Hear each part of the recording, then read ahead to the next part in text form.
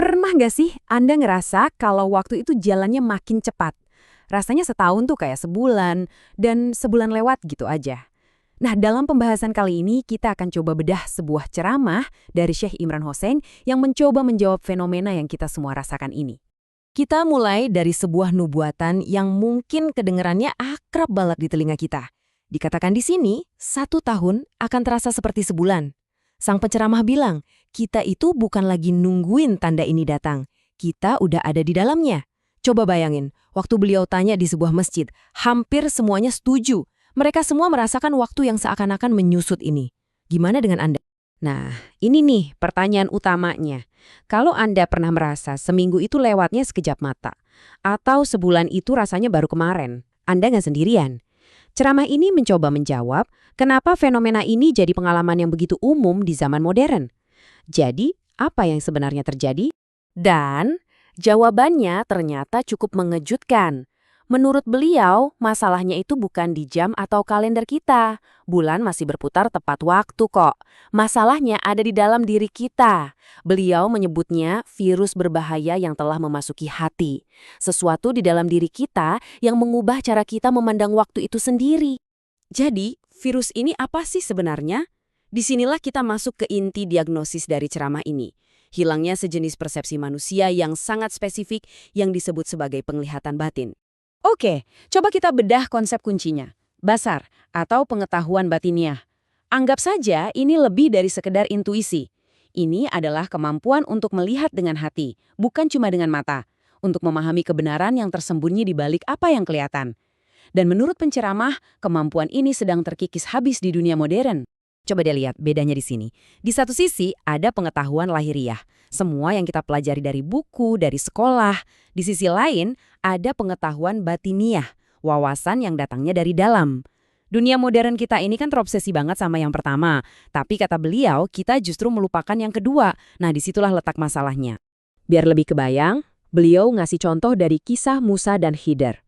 Musa, yang mewakili keilmuan konvensional, nggak bisa paham kenapa Khidir melakukan hal-hal yang kelihatannya aneh, kayak ngerusak perahu atau bangun tembok lagi.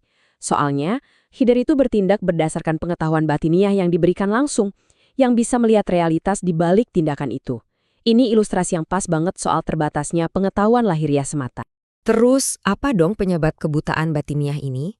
Menurut argumen dalam ceramah ini, akarnya itu terletak pada cara kita memperlakukan konsep yang paling dasar, yaitu waktu itu sendiri. Ini ide yang, wow, fundamental banget. Sebuah hadis qudsi di mana Allah berfirman, jangan menyalahgunakan waktu, karena aku, Allah, akulah waktu. Artinya, waktu itu sendiri pada dasarnya sakral, suci. Jadi, mengubahnya menjadi sesuatu yang mekanis, menurut penceramah punya konsekuensi spiritual yang sangat dalam. Nah, poin utamanya adalah ini. Pergeseran ini tuh bukan kebetulan. Penceramah berpendapat bahwa sistem waktu sakral yang ilahi telah sengaja dihancurkan dan diganti sama sistem waktu buatan manusia yang sekuler dan mekanis. Yuk kita lihat bedanya lebih detail.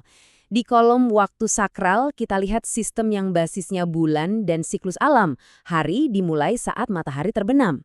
Sekarang bandingkan dengan waktu mekanis yang kita pakai. Basisnya matahari, bulannya arbitrer kayak Januari, dan harinya mulai di tengah malam. Menurut beliau, ini bukan sekedar ganti kalender. Ini adalah pergeseran fundamental dalam cara kita berhubungan dengan realitas. Jadi, secara spesifik, ini nih elemen-elemen yang menurut beliau udah dihancurkan. Tahun lunar, bulan yang dimulai dengan melihat hilal, minggu yang sakral, hari yang dimulai saat matahari terbenam, bahkan konsep 12 jam sakral dalam sehari. Semuanya digantikan. Dan disinilah semuanya nyambung. Dengan hidup di dalam sistem waktu mekanis ini, kita jadi terputus dari ritme ilahi. Dan harga yang harus kita bayar, menurut argumen ini, adalah kebutaan batin kita, yang pada akhirnya bikin waktu terasa berlari makin kencang. Kalau diagnosisnya begitu, terus solusinya apa dong? Nah, bagian terakhir dari pembahasan ini menguraikan resep atau metode yang ditawarkan dalam ceramah ini untuk merebut kembali waktu kita. Menariknya, solusinya bukan dengan buang kalender kita. Solusinya itu bersifat spiritual.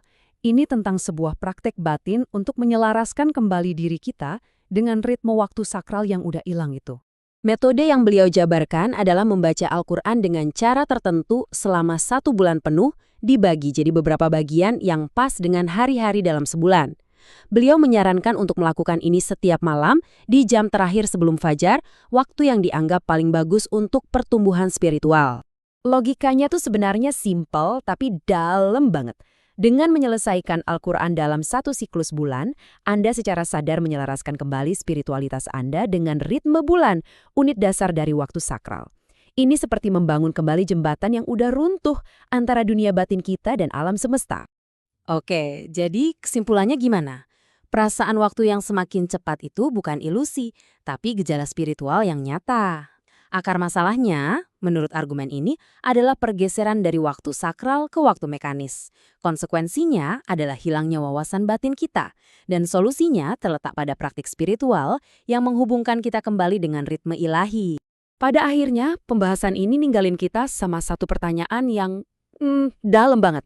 Apakah cara kita mengalami waktu, apakah terasa cepat dan kosong, atau lambat dan penuh makna, sebenarnya bukan tentang jam di dinding, melainkan cerminan langsung dari kondisi batin kita sendiri?